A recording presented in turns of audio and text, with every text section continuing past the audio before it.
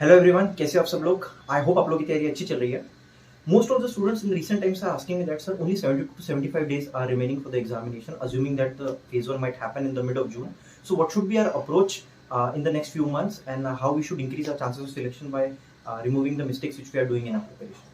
अब सबसे पहली चीज जो मैं आप लोगों को इस पॉइंट पे बता दूं ये कि प्लीज अपना एक रफ टाइमलाइन बना लो इन 70 to 75 डेज का, कि मतलब आप कौन से दिन तक कौन सा सब्जेक्ट करोगे और उसके बाद क्या क्या करोगे। रफ इसलिए कह रहा हूँ because you might not know what might situation come in future, because most of the candidates are working.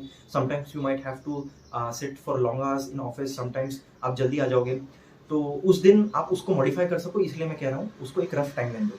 अगर मुझसे एडवाइस लो तो मैं ये कहूँगा कि please give 45 to 50 days for phase 1 preparation, because क्या होता है ना, फेज 1 को जितनी रिस्पेक्ट देनी होती है उतनी रिस्पेक्ट देते नहीं है, and then we suffer the consequences, because eventually only 3000 to 3500 students are going to sit for phase 2, and that's a fact and it can not be change. तो जिसकी प्रिपरेशन सबसे ज्यादा अच्छी होगी फेज 1 के लिए वही फेज 2 के लिए बैठ पाएगा, और अगर वो कितना भी अच्छा क्यों ना हो फेज 2 के लिए, it doesn't matter. So that's why I keep on saying give 45 to 50 days for phase 2 preparation. अगर हम ऐसा भी सोचे कि अगर आप आज की 29 मार्च है, आप मैक्स टू मैक्स 25 अप्रैल तक अपनी फेज 2 की प्रिपरेशन जितना भी आपसे होता है, मतलब पूरा हो नहीं हुआ तो भी चलेगा, लेकिन छोड़ दीजिए उसके बाद सिर्फ फेज 1 और जनरल अवेयरनेस पे फोकस कीजिए। और जनरल अवेयरनेस सिर्फ फेज 1 पूरा नहीं करना है आपको, उस 50 डेज में यानी after 25 April till the date of examination, या फिर लास्ट 45 डेज ऑफ एग्जामिनेशन जब भी डेट हो, आपको जनरल अवेयरनेस इस तरीके से करना है कि आपको फेज 2 में हेल्प मिले। और फेज 2 के लिए जब आप पढ़ाई करो तो सिर्फ उतनी ही जनरल अवेयरनेस की पढ़ाई करनी पड़े जितना फेज 1 और फेज 2 के बीच का गैप है। आई होप मैं जो बोल रहा हूँ आपको समझ में आ रहा है ना। तो इसलिए मैं कह रहा हूँ कि सबसे पहली एडवाइस ये कि अपना प्लीज टाइमलाइन बना लो, और जो लास्ट 45 डेज है उसके अंदर जनरल अवेयरनेस और फेज 1 की प्रिपरेशन करना। दूसरी चीज, सर आपने मॉक्स कौन सी यूज किए थे, तो मैंने पहले भी कहा है कि मैं जब SBI PO की प्रिपरेशन कर रहा था तब भी मैंने प्रैक्टिस मॉक ही यूज किया था, एंड जब RBI ग्रेड बी की प्रिपरेशन किया तब भी मैंने प्रैक्टिस मॉक यूज किया था। इसके अलावा मैंने कुछ और यूज नहीं किया था। और मॉक्स को कैसे यूज करना है वो भी मैंने आपको तरीका बताया कि आपको रिवर्स इंजीनियरिंग करना है।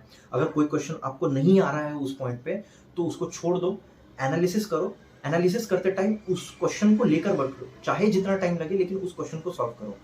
अगर कोई चीज इररिलेवेंट है तो उसको छोड़ दो, लेकिन अगर कोई क्वेश्चन है जो डुएबल है, उस टाइम लिमिट के अंदर आपसे नहीं हुआ है जब आप बैठे थे मॉक देने के लिए, तो उसको बाद में जब एनालिसिस करने बैठे तब उसको करना है, ठीक है, उसको छोड़ना नहीं है। और अगर जनरल अवेयरनेस का जैसा है, जनरल अवेयरनेस में तो मैंने आपको इसके वाले वीडियोस में बताया है कि आपको रिवर्स इंजीनियरिंग करनी है। अगर ऑप्शंस दिख रहे हैं तो ऑप्शंस के थ्रू भी आपको पढ़ाई करनी है, तो ये वीडियो एक बार आप देख लोगे तो आपको समझ जाएगा।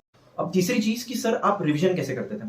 अब देखो, रिवीजन हमको कौन से सब्जेक्ट की करनी है। हमको रिवीजन करनी है इकोनॉमिक्स एंड सोशल इश्यूज की, फाइनेंस एंड मैनेजमेंट की, और जनरल अवेयरनेस की। कॉन्ट और रीजनिंग इंग्लिश की रिवीजन नहीं होती, इनकी प्रैक्टिस होती है। जो मैंने आपको बोला ना 45 to 50 डेज आपको एग्जाम फेज 1 के एग्जाम डेट से पहले देने, उसमें आपको जम के प्रैक्टिस करनी है। जितने मॉक्स हो सके उतने लगाओ। मोस्टली आई वुड प्रेफर कि 15 to 20 मॉक्स लगाओ। एक दिन मॉक लगाओ, उसके 2 दिन उसका एनालिसिस करो, या फिर अगले एक दिन में उसका एनालिसिस हो जाता है तो वेल एंड बेटर, या फिर 2 दिन लगा दो एनालिसिस को। तो ऐसे करके आप एटलीस्ट 15 to 20 मॉक्स को उन 45 to 50 डेज में दे देना। ये हो गया अपना क्यूआरई के लिए। अब इकोनॉमिक्स एंड सोशल इश्यूज और FM के लिए, वो जो फेज 1 और फेज 2 के बीच में जो टाइम था ना, उसके अंदर मैंने सिर्फ फाइनेंस और मैनेजमेंट का रिवीजन किया था। कहाँ से किया था मैंने आपको बता दिया। और एक बात, मैंने नोटिफिकेशन आने से पहले ही इकोनॉमिक्स एंड सोशल इशू और फाइनेंस एंड मैनेजमेंट एक बार पढ़ लिया था। फाइनेंस मैंने आपको बता दिया, प्रैक्टिस मॉक की PDF और अफेयर्स माइंड के वीडियो से पढ़ा था। मैनेजमेंट मैंने अमित लाल सर के जो वीडियो है उससे पढ़ा था। और इकोनॉमिक्स एंड सोशल इश्यूज के मेरे कॉन्सेप्ट क्लियर थे, मैंने थोड़ा सा यूट्यूब का हेल्प लिया था और बचा हुआ प्रैक्टिस मॉक के थोड़े PDF से देख लिया था। तो वो जो 20 डेज बचे थे ना फेज 1 और फेज 2 के बीच में, हालांकि मुझे लग नहीं रहा था कि फेज 1 निकलेगा, क्योंकि बहुत टफ आ गया था इस बार फेज 1, बट स्टिल मैंने मेरी पढ़ाई फिर भी शुरू रखी थी, क्योंकि मेरे को पता था कि अगर रिजल्ट आ गया और क्लियर हो गया तो नहीं हुआ तो बहुत बड़ी प्रॉब्लम हो जाएगी। तो उस 20 डेज के अंदर मैंने फाइनेंस और मैनेजमेंट की जम के रिवीजन कर ली। इकोनॉमिक्स और सोशल इश्यूज की नहीं की थी, क्योंकि मेरे को पता था कि करंट अफेयर्स ही आता है ESI के पेपर में, तो अगर मैं करंट अफेयर्स कर लूंगा तो it will be more than sufficient. अब सबसे इंपॉर्टेंट कि सर आपने करंट अफेयर्स की रिवीजन कैसे की थी। करंट अफेयर्स की रिवीजन में फिर से एक बार कह दे रहा हूँ, इसके प्रीवियस वीडियो में मैंने बताया। एडुटैक और अनुज जिंदल, ये जो 2 चैनल है, इसके ऊपर ये लोग रिवीजन सेशंस लेकर आते हैं, और वो ही मैंने देखे थे। और मॉक्स, ये 2 के अलावा मैंने कोई और रिवीजन के लिए स्ट्रैटेजी अपनाई नहीं थी। मैंने सोर्सेज आपको पहले भी बता दिए, लेकिन रिवीजन के लिए मैंने सिर्फ ये 2 ही चीजें की थी। जितना हो सकता था मैं अपनी मॉक्स देता था और उसकी रिवर्स इंजीनियरिंग करता था, ऑप्शंस के थ्रू पढ़ाई करता था।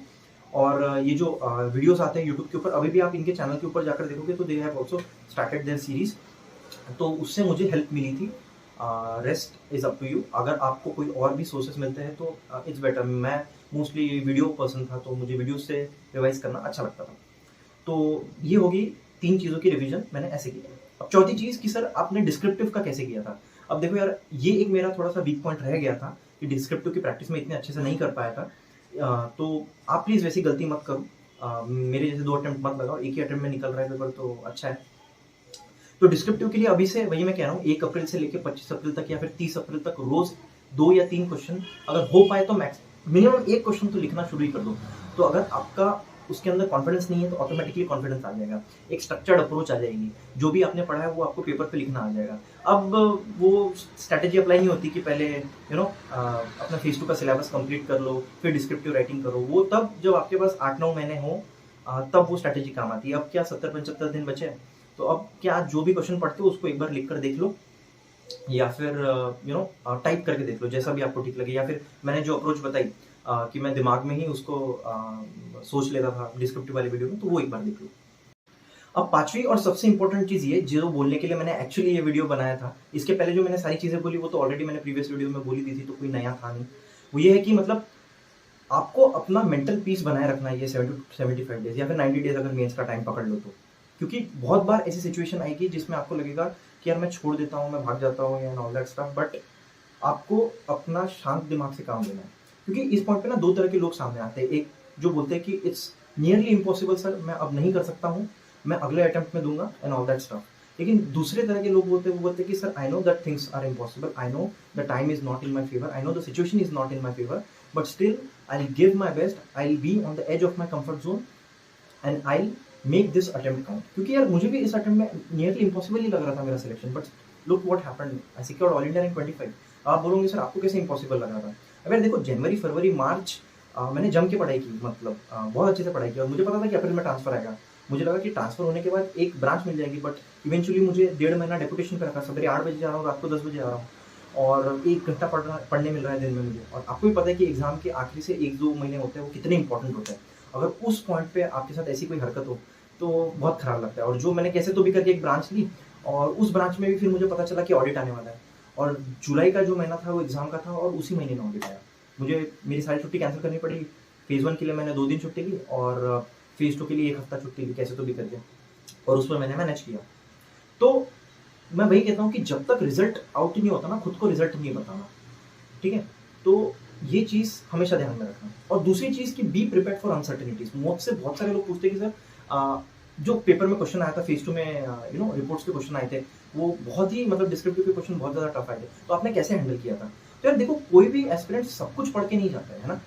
वो जो इवेंचुअलिटी होती है ना कि मतलब अनसर्टेनिटी, उसके लिए आपको प्रिपेयर्ड रहना होता है। इसलिए ये होलिस्टिक प्रिपरेशन है।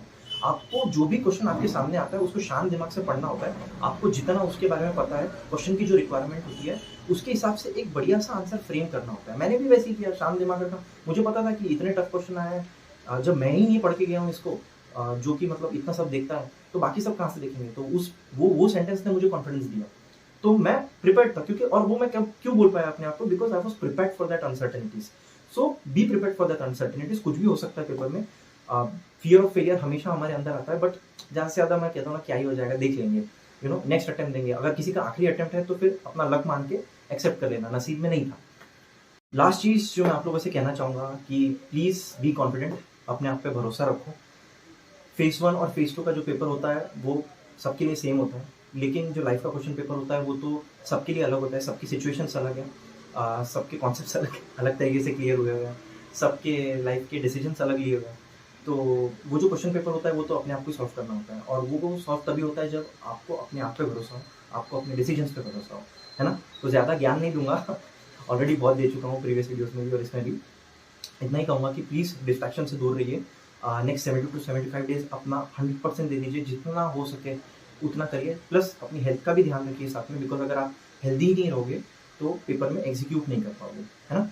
और अगर कुछ भी डाउट्स है तो you can always reach out to me, the link is in the description, and all the best, do well.